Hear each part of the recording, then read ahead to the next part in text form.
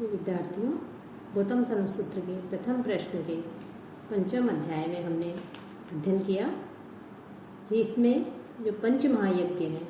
उन पंच महायज्ञों के विषय में बताया गया है कि प्रत्येक गृहस्थी के लिए इन पंच महायज्ञों का पालन करना या इनको संपन्न करना आवश्यक था। साथ ही साथ दान आदि के विषय में भी उसमें वर्णन किया गया कि दान देने से किस प्रकार के फल की प्राप्ति होती है और किस किस को हमें दान देना चाहिए। इसी क्रम में आगे किसको हमें दान नहीं देना चाहिए इसके विषय में भी वर्णन किया गया है। और साथ ही साथ कि यदि कोई अतिथि बन के हमारे यहाँ आते हैं, आचार्य, पिता, मित्र, कोई भी, उनको हम किस प्रकार से जो है भोजन करवाएं, उन्हें किस प्रकार से जो है अन्न आदि दें उनको, और यदि अतिथि बनकर के कोई आए तो उनका किस प्रकार से हमें स्वागत करना चाहिए, इसके विषय में भी हमें इसमें आगे बताया गया है। तो जहाँ इसमें बताया था कि हमें जो है गुरु के लिए, रोगी व्यक्ति के लिए, उसकी औषधि के लिए, विवाह के लिए, यज्ञ जो कोई करवाने जा रहा है और उसके पास धन आदि नहीं है तो उसके लिए भी हम दान दे सकते हैं। कोई अध्ययन करना चाहता है लेकिन उसके पास यदि धन नहीं है तो हम उसकी उस धन से उसकी सहायता कर सकते हैं जिससे अपना अध्ययन प्रारंभ कर सके। साथ ही साथ यज्ञ आदि संपन्न करवाने के लिए भी यदि कोई हमसे उसको आवश्यकता है धन आदि की तो हम उसे धन आदि या अन्य जिस वस्तु की आवश्यकता है वो उसे दान में दे सकते हैं। साथ ही साथ इस जो मांगने वाले व्यक्ति हैं उनको भी हम पकाया हुआ जो अन्न है वो अन्न उसे दे सकते हैं। और 21वें सूत्र में इसमें कहा है प्रतिश्रुत्य अपि अधर्म संयुक्ताय न तद्यात्, कि जहाँ दान देने के लिए कहा है वहीं दान का अपवाद भी बताया है कि हमने यदि किसी को मान लो पहले वचन दे दिया कि मैं तुम्हें दास्यामी इति, कि किसी ने हमको धन की आवश्यकता है या अन्य किसी वस्तु की आवश्यकता है तो हमने उसे वचन दे दिया कि ठीक है मैं तुम्हें इतना धन दे दूंगा। लेकिन यदि और जब हमें पता लगता है कि ये मैं जो इसको धन दूंगा या जो संपत्ति दूंगा जो इसको आवश्यकता है उसको ये धर्म विरुद्ध जो कार्य हैं उन कार्यों में लगाएगा, मद्यपान, द्यूत, कीड़ा या अन्य जो व्यसन है उन व्यसनों में ये इस धन को जो है उस काम में लेगा, तो हम उसको जो वचन दिया था हमने कि मैं तुम्हें दास्यामी इति, कि मैं दूंगा, ऐसा वचन देकर भी जो धर्म विरुद्ध कार्य हैं उनके लिए दान नहीं देना चाहिए, इसके विषय में बताया है। साथ ही साथ कोई अत्यधिक, आगे के सूत्र में कहा है कोई बहुत अधिक क्रोधी है, भयाकुल है, रोगी, बालक, अत्यधिक वृद्ध है, उन्मत्त है, यदि ये कुछ भी बोल करके यदि झूठे वचन कहकर भी यदि हमसे कुछ मांगते हैं तो ये हमारे प्रति कोई पाप नहीं होता है। अर्थात उनके वचन देने के बाद यदि हम उन्हें मना कर दे, दान नहीं दे, इस प्रकार के किसी क्रोधित व्यक्ति, कोई क्रोध में है बहुत व्यक्ति, वो कुछ मांगे हम उसे नहीं दे, किसी लालची व्यक्ति को नहीं दे, तो मूढ़ व्यक्ति को नहीं दे, उन्मत्त व्यक्ति को नहीं दे, तो ये यदि हम दान नहीं देंगे और बदले में ये यदि हमें कुछ अपशब्द कहते हैं तो उनके जो कहे वो अपशब्द हैं, वो अपशब्द जो हैं पाप को उत्पन्न नहीं करते। अर्थात उनके वचन देने के बाद भी यदि हम उन्हें दान नहीं देते हैं तो जो है वे हम पाप के भागी नहीं होते। साथ ही साथ कि भोजन की भी व्यवस्था की है कि गृहस्थी को जो भोजन है उसे सबसे पहले किन्हें भोजन करवाना चाहिए, तो भोजयेत पूर्वम अतिथि कुमार व्याधित गर्भिणी स्ववासिनी स्थविरार अन्यन्याश्चय, कि सबसे पहले उसे अतिथि को, कोई अपने द्वार पर अतिथि बन करके आया है उसको भोजन करवाना चाहिए, बालक को भोजन करवाना चाहिए, रोगी को भोजन करवाना चाहिए, कोई गर्भवती स्त्री है, घर में रहने वाली पुत्रियां, बहनें आदि हैं, वृद्ध व्यक्ति है और अपने जो सेवक आदि हैं उनको सबसे पहले भोजन करवाना चाहिए। कि गृहस्थ का कर्तव्य है कि सबसे पहले वो इन लोगों को भोजन कराए। साथ ही साथ आचार्य पितृ सखीनाम च निवेद्य वचन क्रिया, कि भोजन के समय यदि आचार्य आ जाए और पिता आ जाए या मित्र आदि कोई आ जाए तो उनके आ जाने पर उन्हें सबसे पहले जो है अन्न निवेदित करे, अर्थात उन्हें भोजन के लिए कहे और उनके आदेश के अनुसार फिर कार्य करे। साथ ही साथ ऋत्विक आचार्य श्वशुर पितृव्य मातुला नाम उपस्थाने मधुपर कहे कि ऋत्विक जो यज्ञ आदि करवाते हैं वो आचार्य, श्वशुर और पितृव्य के पिता के भाई अर्थात चाचा, मातुल माता के भाई अर्थात मामा आदि के आ जाने पर सब उनका जो है मधुपर्क से स्वागत करना चाहिए। कि मधुपर्क क्या है? दूध, दही, घी, जल, शहद इन सबको मिला करके जो तैयार होता है द्रव्य उसको मधुपर्क कहते हैं। कि इससे जो है जो श्रेष्ठ व्यक्ति हैं या जो कोई अतिथि बनकर यहाँ आए हैं या जो श्रेष्ठ हैं उनको जो है मधुपर्क दे करके हम उनके प्रति अपना सम्मान प्रदर्शित करते हैं, उनका स्वागत करते हैं। और ये पुल्लिंग शब्द है मधुपर्क। साथ ही साथ इसे हम आज के समय में हम इसे चरणामृत या पंचामृत भी कह सकते हैं। इसी मधुपर्क से ही या पंचामृत जो है इससे जो भगवान की जो मूर्तियाँ वगैरह हैं उसका भी अभिषेक किया जाता है। और इस मधुपर्क को जो अतिथि आए हैं जैसे आचार्य है, ऋत्विक है, उनके आने पर उनका स्वागत करना चाहिए। संवत्सर है पुनः, यदि 1 वर्ष के बाद यदि वो आए तो उनको पुनः मधुपर्क के द्वारा ही उनका स्वागत करना चाहिए। यदि 1 वर्ष के अंदर आ जाए तब मधुपर्क आदि से उनके स्वागत करने की आवश्यकता नहीं है, लेकिन यदि 1 वर्ष के बाद आते हैं तो उनको उससे स्वागत करना चाहिए। और यज्ञ विवाह आदि के समय यदि 1 वर्ष के अंदर वो आ जाते, यदि ऐसा समय हो किसी यज्ञ का आयोजन कर रहे हैं, कोई विवाह है अपने घर में और उसमें यदि आचार्य आदि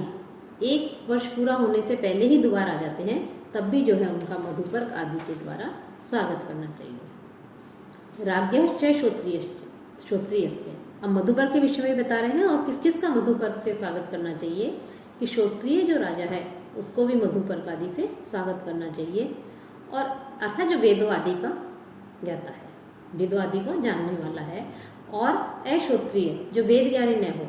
ऐसे राजा को आसन और जल आदि दे करके उसका स्वागत सत्कार करना चाहिए। श्रोत्रियस्य त्युपाद्यम अन्न विशेषांश प्रकारेत, और जो श्रोत्रिय ब्राह्मण है उसको पाद में अर्थात पैर आदि धोने के लिए जल दिया जाता है, उस जल से वो जल अर्पित करना चाहिए, अर्घ्य देना चाहिए, हाथ वगैरह धोने के लिए साथ फल आदि उसे देने चाहिए। और विशेषान और विशेष प्रकार का जो अन्न है अर्थात मिष्ठान वगैरह या कोई विशेष कोई भोजन बनाया जाता है वो दे करके विशेष रूप से उसे ऐसे श्रोत्रिय ब्राह्मण का हमें, वो अतिथि बन करके आया है तो हमें उसका सम्मान करते हुए उसका सत्कार करना चाहिए। नित्यम व संस्कार विशिष्टम, अथवा हम विशेष भोजन नहीं करवा सकें, यदि हमारे पास किसी विशेष प्रकार के मिष्ठान की अन्न की व्यवस्था नहीं हो तो घर में जो नित्यम कि नित्य जो भोजन बनता है, जो साधारण जो भोजन बनता है उसी भोजन को जो है संस्कार विशिष्टम, उसे थोड़ा सा और स्वादिष्ट बना करके उस ब्राह्मण को खिला देना चाहिए। मध्यतो अन्नदानम विद्धि साधु वृत्ति, कि जो अतिथि विद्याहीन होने पर भी सदाचारी होता है, अर्थात उसने विद्या प्राप्त नहीं की, ज्ञान प्राप्त नहीं किया, लेकिन सदा साधु वृत्ति वाला है, सदाचारी है, अच्छा व्यवहार करने वाला है, धर्म शास्त्रों के बताए मार्ग पर चलने वाला है, तो ऐसे व्यक्ति को भी जो मध्यम कोटि का भोजन है उस प्रकार का भोजन करवाना चाहिए। साथ ही साथ यदि कोई विपरीत प्रकार का अर्थात विद्या तो उसने प्राप्त कर ली, ज्ञानार्जन तो प्राप्त कर लिया, लेकिन वो दुष्ट बुद्धि वाला है, दुराचारी है, तो ऐसे अतिथि का सत्कार करना, क्योंकि अतिथि बनकर आया है तो सत्कार करना तो आवश्यक है, तो उसको तृण आदि के द्वारा जल आदि दे करके, उसको बैठने के लिए स्थान आदि दे करके और स्वागत आदि के वचनों से उसका आदर सत्कार करें और उससे साथ वार्तालाप करते हुए उसको भी जो है मध्यम साधारण जो भोजन है वो भोजन उसे अर्पित करें। और शय्या आसन अवस्थान अनुव्रज्योपासनानि सैदृक्य श्रेयसो समानानि, कि जो अतिथि विद्या वृत्ति अर्थात विद्या में अपने समान हो, वृत्ति अर्थात हम जीविकोपार्जन के जो वृत्ति अपनाते हैं उसमें समान हो और अपने से श्रेष्ठ हो, ऐसे उन दोनों ही प्रकार के अतिथि आते हैं, जो अपने समान हो और अपने से भी श्रेष्ठ हो, ऐसे अतिथियों को अपने समान ही शैया, आसन और घर में जो है निवास स्थान देना चाहिए और उनके पास में उपस्थित रहे, उनके पीछे चले और उनका स्वागत सत्कार करते हुए सम्मान बढ़ाए। अल्पशोऽपि हीने, और अपने से कुछ हीन यदि व्यक्ति आ जाता है तो समान ही उसे भी, उसके साथ भी समान ही व्यवहार करना चाहिए। अब अतिथि किसे कहते हैं, तो अतिथि के विषय में जैसे पिछले व्याख्यान में हमने बताया था, न तिथि यस्य, अर्थात जिसकी कोई तिथि नहीं है वो यदि हमारे यहाँ आ जाता है बिना सूचना के तो वह अतिथि कहलाता है, वो कोई भी हो सकता है। गौतम धर्म सूत्र में अतिथि के लक्षण बताया है, असमान ग्रामो अतिथि ही एक रात्रि का अधि प्रक्ष सूर्य उपस्थित, कि दूसरे असमान ग्रामों, कि अपने गांव में नहीं अपितु तो दूसरे गांव में, अन्य ग्राम में निवास करने वाले, केवल एक रात्रि निवास करने वाले अपने यहाँ आए हैं तो, और वृक्ष आदि जो है उनके ऊपर सूर्य के अधिष्ठित रहने के समय, अर्थात मध्याह्न के समय या सायंकाल के समय, सूर्य जब उदित होता है तो उसके पश्चात जब मध्याह्न काल या सायंकाल आता है तो सूर्य जब पूर्ण आकाश में ऊपर की ओर आ जाता है तो उसको कहते हैं सूर्य के अधिष्ठित होने पर वृक्षों के ऊपर उसकी छाया पड़ने लग जाती है। तो वृक्षों के ऊपर अर्थात सूर्य के बिल्कुल ऊपर आने पर मध्याह्न या सायंकाल के समय यदि कोई अपने घर पे आ जाता है तो उसको अतिथि कहा जाता है। कि दूसरे गांव में रहने वाला कोई आ गया, एक और आकर के केवल एक रात्रि अपने यहाँ निवास करने वाला कोई आ गया, तो ऐसे व्यक्ति को भी अतिथि कहा जाता है। कुशलानाम आमय आरोग्यानाम अनुप्रश्न है। अब अतिथि आए हैं तो उस अतिथि से जो है हमें कैसे प्रश्न करने चाहिए कि ब्राह्मण, क्षत्रिय और वैश्य, इन 3 वर्ण के अतिथियों से तो क्रमशः कुशल, अनामय और आरोग्य का प्रश्न करना चाहिए। अर्थात ब्राह्मण से तो कुशलम आयुष्मान, कि आप कुशल से तो हैं, कि ब्राह्मण से तो इस प्रकार से पूछना चाहिए कि क्या आप कुशल हैं, और क्षत्रिय से अपि अनामय तत्र भवते, कि आप अनामय अर्थात बिना किसी व्याधि के, बिना आपके कोई शत्रु नहीं है, आप सब प्रकार से स्वस्थ हैं, आप बिल्कुल तंदुरुस्त हैं, तो इस प्रकार से उनसे प्रश्न करना चाहिए। और वैश्य से अप्य रोगो भवान, कि क्या आप निरोग हैं, स्वस्थ हैं, तो ऐसे प्रश्न जो है उनसे पूछने चाहिए। कि ब्राह्मण तो जब से इसलिए कहा है कुशलम आयुष्मान, कि आप जो है कुशल हैं, तब ब्राह्मण का कार्य था अध्ययन अध्यापन करवाना, यज्ञ यजन अध्ययन अध्यापन, तो उससे की कुशलता पूछी जाती है कि यदि ब्राह्मण कुशल है तो वो अपने उसके लिए जो निर्धारित कर्म है उन कर्मों का वो संपादन कर पाएगा। और क्षत्रिय से अनामय, कि बिना किसी कोई विघ्न तो नहीं है, कोई बाधा तो नहीं है, कोई शत्रु तो नहीं है, क्योंकि क्षत्रिय का कार्य है सबकी रक्षा करना, देश की रक्षा करना, राष्ट्र की रक्षा करना, उसके ऊपर समाज की रक्षा का, राष्ट्र की रक्षा का भार होता है। तो यदि वो रोग शत्रुओं से युक्त हुआ या किसी प्रकार की व्याधि से पीड़ित हुआ तो वो कैसे जो है फिर रक्षा कर पाएगा, इसलिए उसकी आरोग्य, उसकी अनामयता का प्रश्न किया जाता है। और वैश्य से कि वो रोग से मुक्त है, वैश्य का कार्य उसके ऊपर जो है इस समाज को धन अर्जित करने का, अन्न आदि उत्पन्न करने का, भोजन आदि की व्यवस्था करने का उसके ऊपर भार रहता है, तो इसलिए उससे जो है निरोग होने का प्रश्न पूछा जाता है। अंत्यम शूद्र से, और इन प्रश्नों के में जो है जो अंतिम वर्ण है उस शूद्र से भी अप्य रोगसी, अर्थात आप रोग से मुक्त हैं, निरोगी हैं, ऐसे ही प्रश्न पूछे जाते हैं। तो इसमें इसका तात्पर्य ये है कि जो 4 वर्ण हैं, चारों वर्णों में कोई भी व्यक्ति आकर के आपका अतिथि बन सकता है, चाहे वो ब्राह्मण हो, क्षत्रिय हो, वैश्य हो, शूद्र हो, या किसी भी प्रकार से जो है कि शूद्र वर्ण को के लिए नहीं कहा गया है कि वो अतिथि नहीं बन सकता, वो भी अतिथि बन करके आ सकता है, तो उससे भी इसी प्रकार से पूछना चाहिए। ब्राह्मणस्यान अतिथि है अब्राह्मण है, कि अब्राह्मण अर्थात क्षत्रिय, वैश्य और शूद्र, ये ब्राह्मण के अतिथि नहीं होते हैं। और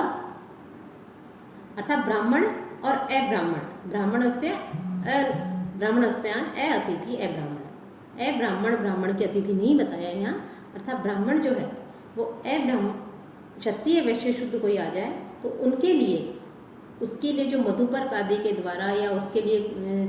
इस प्रकार से अन्न आदि की व्यवस्था करके, विशेष प्रकार के भोजन आदि की व्यवस्था के लिए कहा गया है, अतिथि पूजा करने के लिए कहा गया है, तो उस प्रकार से अतिथि पूजा आदि विशिष्ट प्रकार की नहीं करके साधारण रूप से उन्हें केवल जल और भोजन आदि दे करके उसका सत्कार करें। ये सत्कार अवश्य करना चाहिए, सम्मान अवश्य करना चाहिए, तो उसे केवल जल और भोजन आदि के द्वारा उसका सम्मान करें। यज्ञ संवृत चेत, और अब्राह्मण क्षत्रिय आदि यदि यज्ञ के समय यदि किसी यज्ञ का आयोजन कर रहे हैं, ब्राह्मण किसी यज्ञ का आयोजन कर रहा है और उसमें क्षत्रिय आदि को बुलाया है, तो उस क्षत्रिय आदि के यज्ञ के समय बुलाने पर भी उसकी पूजा अन्य वर्ण के जो अतिथियों के साथ की जो पूजा की जाती है जिस प्रकार से, उसी प्रकार उसका भी सम्मान करके उसकी विधिवत जो है पूजा आदि करनी चाहिए, सम्मान करना चाहिए। भोजनम तु क्षत्रिय से ऊर्ध्वम ब्राह्मणेभ्य, और ब्राह्मण जो है उसको भोजन कराने के पश्चात ही जो क्षत्रिय अतिथि है उसको भोजन देना चाहिए। अन्यान्य भृत्ते ही सहन निश्चांसरम कि आतिथ्य के समय आए हुए, कि अतिथि सत्कार के समय आए हुए यदि अन्य अंतिम जो वर्ण है उनको और सेवक आदि जो है उनको भी जो है भोजन करवाना चाहिए। कि अतिथि सत्कार के समय यदि कोई अंतिम वर्ण वाले व्यक्ति को या कोई अंतिम वर्ण वाला व्यक्ति या कोई सेवक आदि है वो भी आए हैं, तो उनको भी जो है अतिथि सत्कार को करते हुए उनका जो है भोजन आदि करवाना चाहिए। तो इस प्रकार यहाँ पर पंच यज्ञों का विधान किया है कि किस प्रकार से पंच महायज्ञ करना चाहिए। उसमें भी अतिथि सत्कार को महत्वपूर्ण मानते हुए जो भी आए तो उसको अतिथि मान करके उनका किस प्रकार से सम्मान करना चाहिए, किस प्रकार से सत्कार करना चाहिए। विशिष्ट लोगों के आने पर कैसे, आचार्य ऋत्विज आदि के आने पर कैसे मधुपर्क आदि के द्वारा उनका स्वागत सत्कार करना चाहिए, उनकी कुशल क्षेम पूछनी चाहिए। तो इस प्रकार से इन सबका इसमें गौतम धर्म सूत्र के इस अध्याय में